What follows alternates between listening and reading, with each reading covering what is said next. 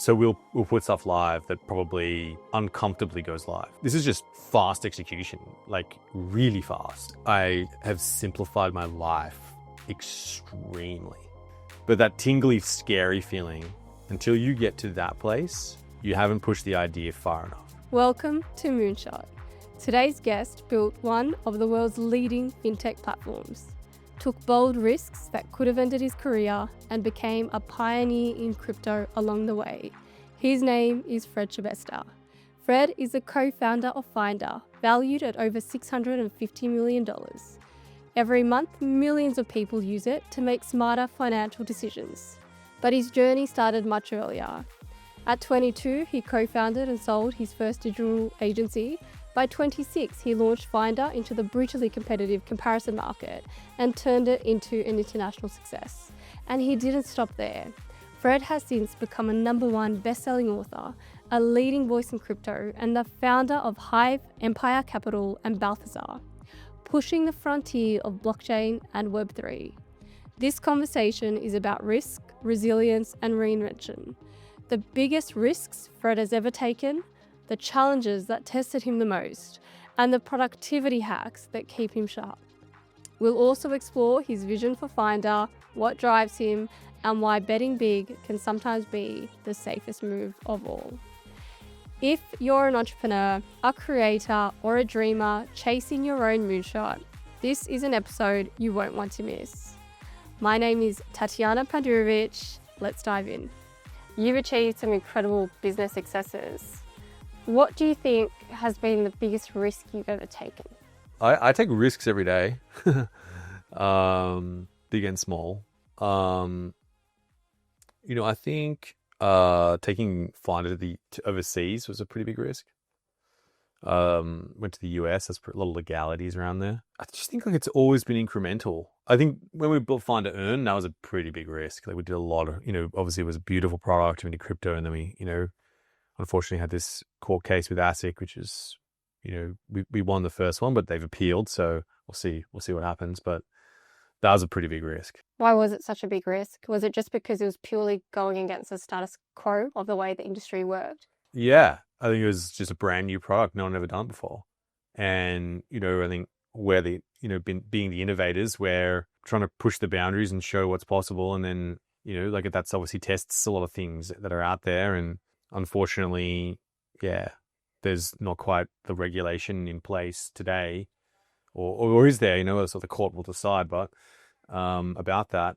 But we took a risk, and we thought we had a lot of legal advice, go before taking the decision to launch the product. Huge amount, and it was a beautiful product. People loved it. It was paying 6% when everyone was paying. There was nothing else out there. If I was earning 2% or 1% or 0%, and that went really well.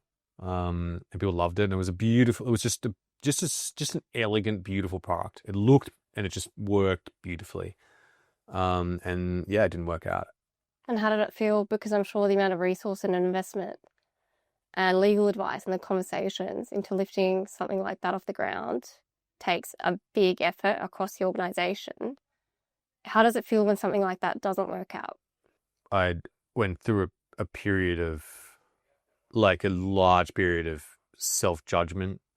I felt like I guess failure to some extent, or not so much failure, but just downtrodden, pushed down, and cut down for doing something which is different and unique. And then I started to question myself. Am I supposed to be an innovator? Should I try and do these things? Is this right? A lot of confidence. Lost a lot of confidence. It was a pretty dark time, I got to say. And when you're in that place, how do you get back up? I exercise quite a lot. So to move the body, movement, I think is really key. And just try and get little wins. I tried. At the time, I had a lot of very, very challenging things happen, and so it's hard to get a little win as well. And the markets were crashing. Everything sort of all happened at once, which is kind of brutal. I think little wins can lead to bigger wins, and it builds momentum, and you start to go back up. And the way I sort of got over it was to see it as a creative challenge. And when I started to get on that front foot and started to lean in like that, then yeah, it becomes like a game, something to go and do. Yeah, your mentality changes, or it changes your approach to the problem. You're quite the creative genius. How do you think your personality or character type informs the way you make decisions and informs the way you create or your processes? I'm an ENTP in a Myers-Briggs, so it's like a debater. So, which is pretty annoying, I could imagine, for a lot of other people. But I will debate something until even take the other side for the sake of it. And I could actively go and do it. I will pursue my ideas. And other people need, when they're pursuing their ideas with me, they need to go and push pretty hard. But that tends to produce really good ideas out the other side. I think my mind just wanders a lot, and I take in lateral influences from all sorts of areas. And what that does is it creates a lot of noise, a lot of output of ideas come from that. And the challenging part then is to curate those down into what are the ones that actually have legs. And that process is a refinement process. It's really hard. And something, I'm trying to get better at as well. But it can come across as like just literally a barrage of concepts and ideas. You know what? When you said you're a debater, do you know what it reminds me of? I read a post once by Charlie Munger, and he said, you've never really thought about something properly unless you can argue an opposing view, a view that you don't necessarily believe in, better than someone who believes in it can. Oh, wow. Yeah, that's nice. And it was really deep. And when you approach things, it's like, hey, like, let me think of like the anti of my belief system, and let me really fight for their point of view. And that way it helps you think holistically. Yeah, I think that's definitely in my process. I probably could do the other side a bit more often. Frank, my business partner, and I, we'll debate out an idea, then we'll switch sides. Yeah. And then we'll take, I think your idea is better, and we'll switch, and I'll go, now I'm going to argue for you. He goes, no, but I'm going to argue for you. And it must be a lot of fun to do. It's a bit wild, but it's like, no, actually, I'm going to argue back. No, we need to do your idea because of this, and this, and this. And just every now and then I just take the other opposite side. I think a lot of people do this anyway. I don't think it's necessarily that unique. I just think the way in which I uniquely do it is to bring a unique and different lateral idea to the table that no one probably would have thought of, and that it actually probably does make sense. I read one of your LinkedIn posts where you shared how you started Finder without funding, and you talked about the importance of sacrificing money, time, and resources. What does this look like in practice, and why is it so important for achieving success? Yeah, I think having control of your startup in the beginning is so important, and if you can run it in a way without any funding, like you don't need anyone else, then you have a lot of self-reliance, and that's really tough. Depending on what the business is. Like some businesses need funding, it'd be great. There are ones that don't. Like Zoom didn't need any funding. It just took off and they raised some money and they didn't really need it. The same with Microsoft. They did one round before they listed. It's not, they didn't need the money. They just wanted the proof. Same with Atlassian. They didn't need the money. I think those ideas are the best. The part I look at that from the outside, but now backwards, on the other side, so if I was taking the other side of that, it's those ideas are really tough to come up with, and I think those ideas lie squarely in your ability to assess underserved markets, where there are inferior products that are out there and that you can come or a service, and you can come and deliver that product or service, and you need to go and say, hey, I can go and do a better job than what's out there, and then I think you'll really clean up, and people will just, come to your product and service because it's better. You just got to find that underserved place. Really comes to which challenge are you solving for? Like which challenge are you really solving for with the idea that you're coming to the market? Or sometimes, like with a lot of breakthrough innovations, sometimes you're educating the market as well about something they didn't think they needed, like an unconsidered need, which a lot of these big brands, like Amazon's an example of one of those businesses. When they went online and you've got a ridicule around, well, why would I ever buy books online? And there's so many of the businesses, the really big ones have exploded, that have followed a similar premise. You've done a tremendous job. I think with Amazon, they were first to go and build and flex an aspect of the internet, which was an infinite shelf. I think they were the one that really pushed that. and they had that momentum, and they've never lost it. They're just like first, I feel, to a large degree, and it's from history. Like, I think there are other online bookstores. They just never went to the same level and depth and degree of what Amazon did with books, and then with other things. Like, it's just extraordinarily deep and large execution. It's like, imagine, and if you go back in time, remember that there's just not many online stores.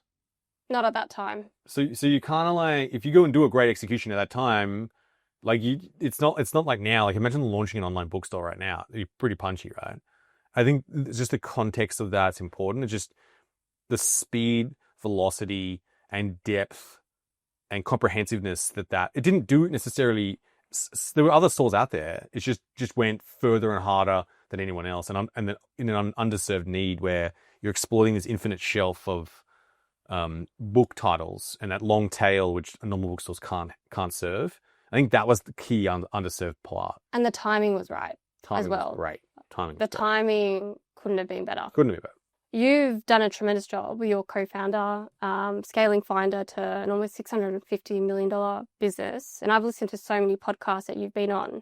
You often talk about the go live concept that you introduced in the early days of Finder. You've said everything that we talk about is actually just a pile of shit unless it's on the internet. How does that play out in real time when something goes live? Well, it's true. Like, if it's in your computer, it doesn't mean anything, right? There's lots of pieces of work, and I think what it does is it has a bias to going live. So we'll put stuff live that probably uncomfortably goes live. So you feel a sense of uncomfortableness, but that gives you the impetus to go live again and keep improving.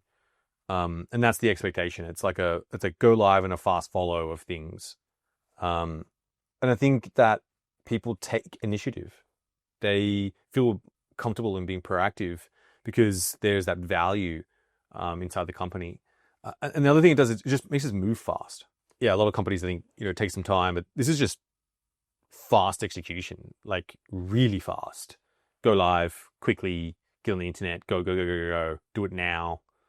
And that feeling, I think, is just just feels good because people feel wins. How do you retain that as you scale? Because I'm sure it must be much easier when you're a startup and you're growing and you're building and you're moving so quickly.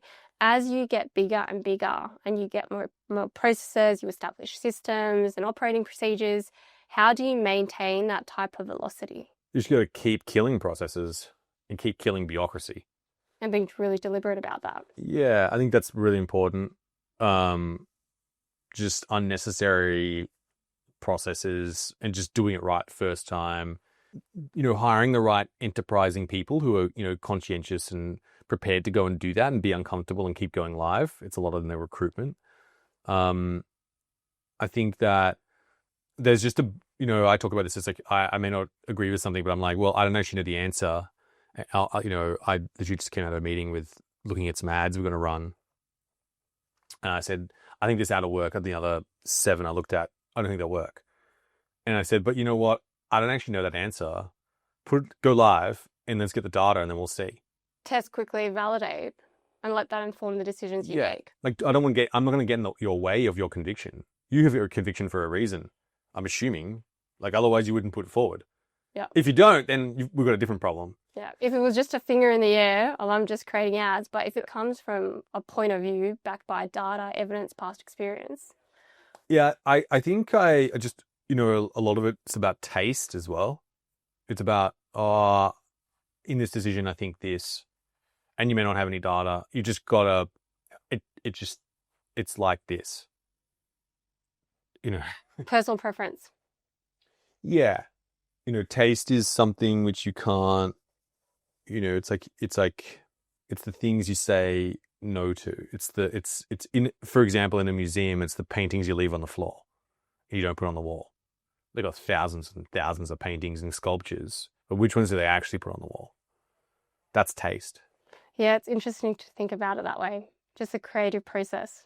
I think all creative processes are the same. You could go in so many different ways, but your ability to go no, less, simpler, and refine, that that craftsmanship process, that is the magic. It's a beautiful way of talking about the creative process. You must have experienced so many challenges throughout the various businesses that you've run. What is one of the biggest challenges that you've experienced? Just many. Jeez. Building a brand is hard when you don't have any awareness. Raising, winning the attention war. Adapting to new mediums, so understanding and unpacking those. Building marketing materials into them.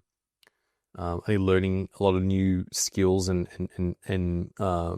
technologies, because in online you're constantly learning and things are coming through that are better. Allocating capital, I think, is really, really hard. So choosing projects, say yes to, and ones to say no to, and then focusing as you get bigger. That's really, really challenging. It's getting like everyone aligned on one thing, on the same vision, same projects, and the right projects. And that's the only focus. Sometimes you have multiple, say 3, 2, 1. Yeah. But generally getting that key focus, I think is it's hard. Yeah. And as you scale, it gets even harder. And how do you do that well? Rigorous debate, having a point of view and asking people's point of view, not just don't explain to me the pros and cons, tell me your opinion. And requesting that. Yeah. How do you request that? So like you'll often come into a room and you're the founder or you're the co-founder of the business. Yeah. Do you find that your point of view influences others? Like how do you create an environment that enables everyone to come and share their point of view and offer challenging viewpoints and make a right decision where everyone's aligned and driving the same direction? Well, everyone's not going to have the same view. That's great. And that's what it should be. But I think, getting people to disagree and commit eventually, I think that's one way. I'm sure you know about that. Yeah, as a prominent leadership principle, I was like, that's probably deliberate use of words. Yeah, and just inviting them in, just openly. We get everyone to write things down, write down your ideas, write narratives, describe, what you think, draw a picture, and share it. And the ultimate is when you just go live and just put something out there and you can explain it afterwards. And the market will tell you. Yeah. I think there's a lot of tools we built in Finder to be able to do that. You can do it quickly. Really test, really fast. I think getting that alignment, but is, I think it's just about being open, but then eventually coming to a point of making a clear decision, maybe it's a clear decision document or something, and then that's the decision, it's noted, everyone knows it, and then you can move forward. It really makes me think of the importance of values and mechanisms. And I remember when I first started working for Amazon, there was a couple of really clear mechanisms the leaders were communicating to try to create those. So some of them, as an example, were the most senior person in the room should always talk last, and actually the order should go the most junior person in the room, followed by everyone else, not to have opinion diluted or influenced by others in the room. Another one was, like you said, the leadership principles, so have backbone, disagree and commit, which were guiding, like they're mechanisms as much as they are principles. What do you have values that you've instilled at Finder? How do you create those mechanisms to ensure that everyone has the same platform for decision making, but they can come with different points of view as you scale? Yeah, I think the values are there. There's 5 values and they're very strong. I feel like there's a bunch of principles that sort of exist that probably need to be documented better, that do exist around, how we go about making decisions. This probably needs to be documented, as I said, better. But I think the founders talk a lot. And I think, just being there and talking about it, it sort of scales out in that way. And you've got them, the founders just talking all the time. And explaining why, I think, is probably just the really easy way to do that. I think when you want to scale to 10,000, 20,000, 40,000, I think thousands of people, then you probably need to document them even harder. But if you've got the access to the founders still there, then it's not too far away. And you can still really distribute that information. Yeah, I've heard a lot of founders talk about that actually, and are thinking about systems. So obviously, as you scale, you become further away, but the closer you are to your employees and your team, obviously being relative within size, you have such a large influence on the way that people operate as well. I think less process sometimes is good. Gives freedom. It allows room for creativity. Yep. You have quite a high performance mindset yourself. How do you run your own productivity? Do you have any hacks? How do you maintain high level of decision making throughout your day? I've heard you share on lots of podcasts. You'll be working at 3 a.m. in the morning. You'll sometimes go for large stretches of a lot of work. How do you manage your time or energy to be performing at such a high level for a long period of time? It's funny. I spend a lot of time also with my kids, but I'm either driving them somewhere and then there'll be time where I'll just turn my attention just purely to them as well. So it's even more. I got 4 kids, so it's even more of a wild, complex situation. I think the hacks are one. Yeah, I was awake this morning probably from 3 till 6 a.m. On my phone and just processing stuff, writing stuff, digesting things, and then giving clear instruction to certain people and pushing things forward to set them up so when they wake up, then it's there, and then I'm on to the next thing. So I've already started my day while everyone's sleeping, and I've set the things in motion so that then they execute, and then then I can do my take my kids to school, which is quite a process and a journey, and then.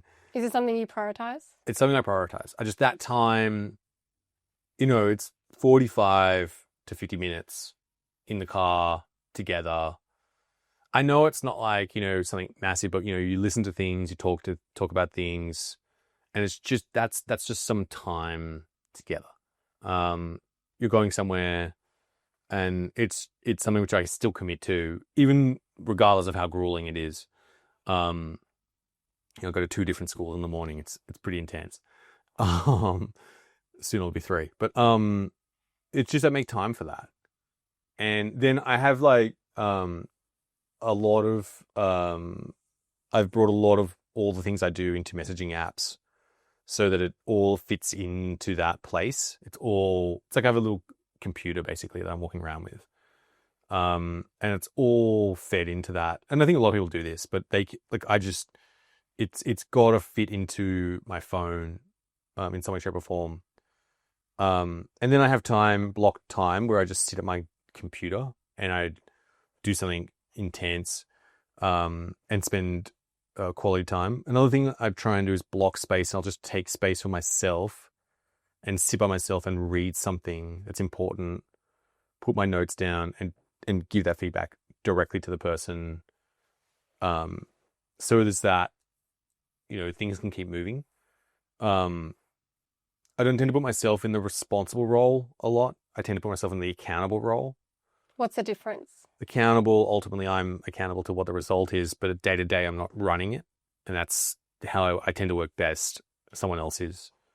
I think that's because I don't know why that's happened, but somehow it's got to be like that, which is kind of unusual. There are times where I can go and do projects and get involved and bring them to life. But day to day, I think someone needs to be there to sort of project manage, nudge along, keep going and keep it aligned, keep it communicated. And that's just not my best skill. You said it, one thing you said was creating space, which is not easy to do. Actually, I just remembered another hack is I have simplified my life extremely. How so? I only wear black. Because I've seen photos of you in the media, and you had such eccentric clothes at one point. Oh, so I do have a few outfits, but they're only worn for events. Otherwise, I'll just wear black. So I would take a suitcase away. The whole thing is black. I'm talking shorts. I don't make any decisions about that. So you've got a black suitcase full of black things. Yeah, socks, shoes. If someone wants to buy something from me, they know what to buy. And I just buy, 10 pairs of these pants, 5 pairs of these pants, and 7 of these t-shirts, and then that's it. I'm done. Keep moving. I just I remove that. I don't go to the supermarkets. I can't process that. I don't buy things. Someone else will buy something. If I need to buy something, I'll say, can you buy this for me? I don't have a Facebook account. I have an Instagram account, but I don't manage it. Like, I don't consume news at all, unless it's from Twitter. And I find Twitter the best. Number one, a learning ground, but also, like, it's just real-time speed of information. I can get it in, like, 20 words rather than anything else. Is it because it's short form that you find it so impactful? Yeah, it's the best. Twitter is the best. If you're not using Twitter, then, you're wasting time. A large portion of things, when I get a task, the end, this is, I either think, how am I going to delegate it? I never think how I'm going to do it. Rarely do I ever think I'm going to do something. I always think, someone else in some way, shape or form do it for me? And I trade with them in some way. And sometimes it's about timing. It's about having the task and, finding the right time for it to go along with someone else. You can trade with them. What do you trade? Can you give an example of that? Well, let's say, let's go, someone need to put the trash out. That's not something I do either, by the way. I run my whole house as a business as well. So it's like someone who manages laundry, food. It's like literally fully delegated. It's like a hotel. There's a whole thing. But let's just imagine you had to put the trash out, right? I would wait for someone that, to the right opportunity. If someone goes, oh, I need to go get something from the car. I'm like, oh, do you reckon you could just take the trash out on the way? And I'll go and sort out the thing that you need. And that's what you mean by the trade. It's a trade. So they're immaterial. They're like imaginary things, but they're material to that person. So let's say that person needed some help fixing something. You're like, hey, can you just give me that thing? I'll fix it for you. Do you reckon you just, while you go to the car, take that trash out for me? And now you've got a trade. And now, like, I can continue on my critical path, fix your thing, which I'm really good at, which is really easy for me. And I don't have to get up and go and do that thing. But if you scale that up, chunk that up into much bigger. All those micro moments. Yeah, it gets different. It gets like full on. Is essentially minimizing all the tasks, activities and demands at a micro level where you don't need to spend your energy, so you can actually focus it on the things that matter most to you. In a massive scaled up way. And I also don't have a PA. You don't have a PA? No. So you operate completely by the delegation system and it works for you? Yeah. Your simplification reminds me again of Charlie Munger. He's got this premise. I don't know if you've heard it before, but when he goes out to a restaurant to order food, doesn't matter what's on the menu, he'll always order the second item. So he shares a similar concept of, I do not want to be thinking about things that don't matter to me. The restaurant's good, highly rated, food will be good, and wherever I go. So just order the second item so he doesn't have to think about little decisions like that. And you can think about going to a restaurant and everyone's thinking about the ingredients. Like, a lot of energy gets spent into those types of activities. He was ruthless in that type of prioritization. But I think it's pretty good. My output is pretty up there with respect to my time in a relative sense, I would say. Okay. It could get better. I actually think another thing I really want to work on is, I'm working on my greatest creation. That's really my next thing. Your greatest creation? Yeah. Tell me more about that. Well, I just don't feel I've created my greatest creation. I guess I'm always in a work in progress, but I feel, I've got this calling of learning something new and creating something, which is my greatest thing, curated. And my goal is to create the most amount of freedom for other people. And in so doing, it creates freedom for me. How do you define freedom? Freedom's about time freedom, financial freedom, in small ways and big ways. I feel that would, really enable people. What a beautiful goal. Final question, Fred. You've achieved so much throughout your career and will continue to do so, and you face numerous challenges along the way.